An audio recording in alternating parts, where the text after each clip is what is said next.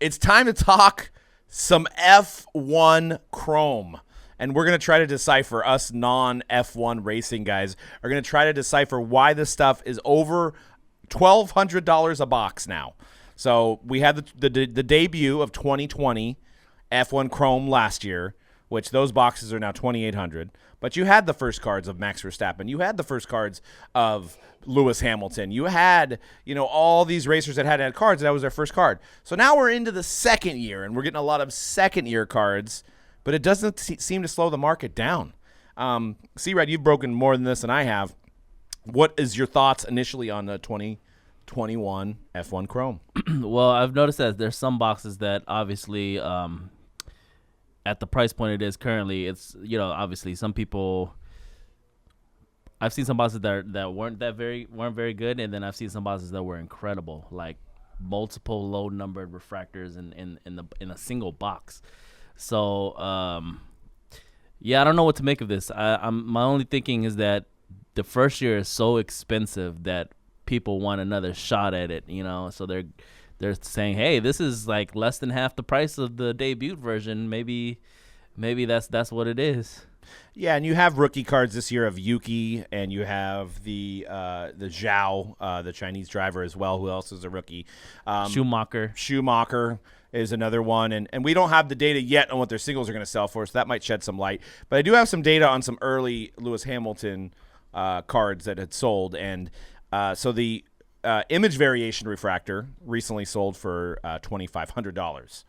So if you look at the original 2020 Topps Chrome, the image variation sold for $4,500.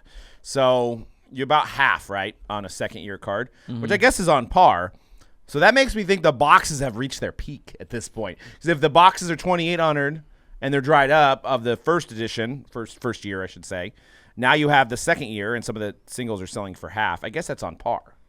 Yeah, I mean, you look at it, and at least out of the gate, the increase in this year's is actually performing better than last year at this point. It was a lot faster. It was a lot faster. A lot faster. It took 6 months for it to really get to its peak, which I think was over $2,000. I want to say it was like $2,600 a box at one point.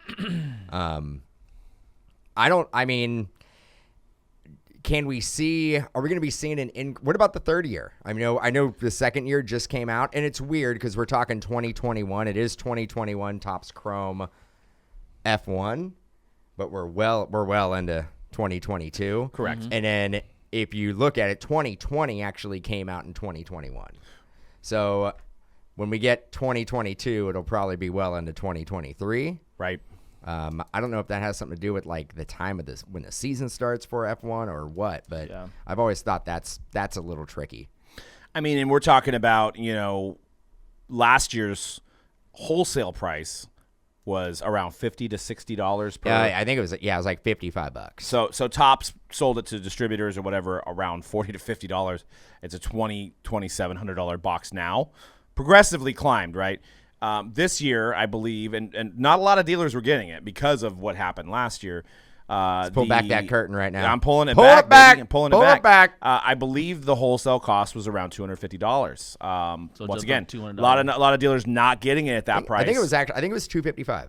I think it was clear like a $200 increase as like the distributor cost. Yep. Yeah. And so now you got boxes that are. There's people there's wholesalers willing to buy it at $1,000, so you can see that increase. But Topps did make up that margin a little bit. They said, "Hey, there's a little bit of it's too much meat on the bone for you guys, so now we got to get a little bit of that meat in our mouth." So they went ahead and they took some of that back, and I'm not cutting that. Wow. why are not, you guys not, laughing? not a chance. I'm no, cutting that. no. I only laughed because Dan made that face. I'm just saying, we're using the meat on the bone, Yeah, but there's a difference between meat on the bone and meat in my mouth. But the whole point of meat on the bone is to have more meat in your mouth, No. right? Yes, No, it is. that is so, not the- because that- you're biting off more than you can chew, whatever, right? So Digging that hole. We got We are digging that hole. we got two two phrases in one there. Yeah. So, but yeah. So they bridged the gap, is what I'm saying. Is it wasn't $50 anymore on wholesale? It was $250 on wholesale. Now, we can't speak because we are not a Topps direct dealer, so I don't actually know what the direct cost is. I'm basing it on the wholesale distributor cost.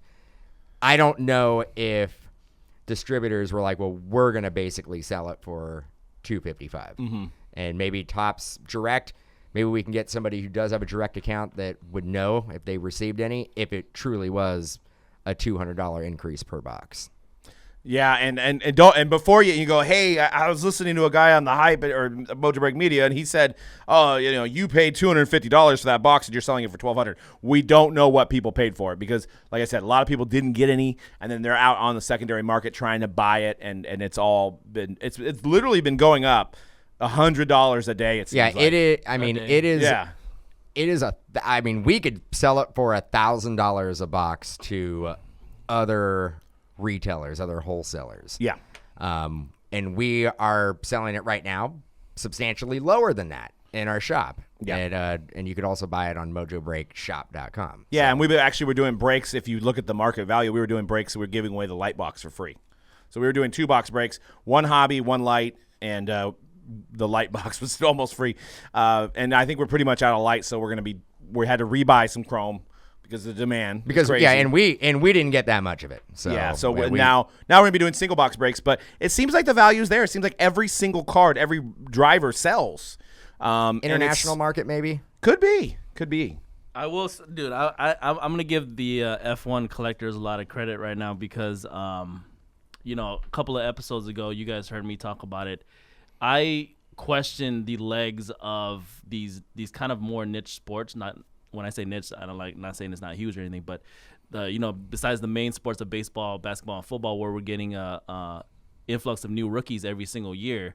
I was like, what is the draw for a second year, third year, fourth year of collecting the same guys pretty much? And I'm talking about F1, UFC, wrestling, in some cases soccer, right? Soccer may have more new players join than these other sports actually, but I was like, I didn't see this product going up very much. I would say even up to last Friday, okay? This product just came out last week. Even up to last Friday, other major retailers were still only at $600 a box. Yeah. So you could have bought this easily. I would have never predicted that it would be $1,000, right. $1,200 today. When we come into this week and it's jumped up double, and because you're not even. What do you say? What's the average of? Because you're not getting an auto every box. No, you're getting one every 3 or 4 boxes. So you do a case. Actually, it's the same as it was last year. Yeah. So you do a case, you get about 3 autos then. Yes. Wow. But are we chasing the autos? Not necessarily. You're going for the image variations. You're going for the refractors, you're going for the rookies. There's a lot that you're chasing, and it's not a autograph-driven product. So this community of collectors that are buying these F1 cards, they're going hard to, for their collection. I mean, and I want to know you guys comment below that you guys that are buying this but aren't really watching the sport. Like, is there a lot of that happening where there's like, I'm buying Lewis Hamilton, but I'm not watching it. So just because it's like a FOMO or because you're seeing the prices you're buying in, I want to know how much of that is going on. So are you one of them that's like, I never watched the rates, but I've got F1 Chrome rookies of Lewis Hamilton? I think that this actually comes from sportspromedia.com, and I think it kind of explains a lot. One, the sport is super popular internationally. You go to Europe, and it's like a massive, they sport. drive you see on the cards, they drive their Grand Prix everywhere in the world. So right. But I think these are big events. But this stat, like I said, sportspromedia.com, the 2021 Formula One season reached an average of 934,000 viewers per race on ESPN. That's an increase of 54% compared to 2020. Also had a record, the highest rated F1 race on ABC, 1.2 million viewers. This is not huge numbers compared to like the NBA, the big three. But I think for Formula One, again, a sport where for most of the time you have to wake up early to even catch it stateside. The fact that 1 million people are tuning in for every single race, that's something I don't think any of us saw coming in, whether it's the Netflix series, whether it is maybe a direct effect of Topps Chrome F1 that people are saying, you know what, I'm actually going to tune in now. But clearly the sport is catching on and people are into it. How do those stateside. numbers compare to NASCAR? I know we don't have those. Up I there. think NASCAR is still higher. And Still higher? Yeah. Probably Right, not in it the is. world. Probably not in the world. No, no, no, Maybe okay. U.S. But in the U.S., Probably yes, not in NASCAR. Europe. No, I don't think people are obsessed with Chase Elliott in Spain. It should be. Yeah, they should be.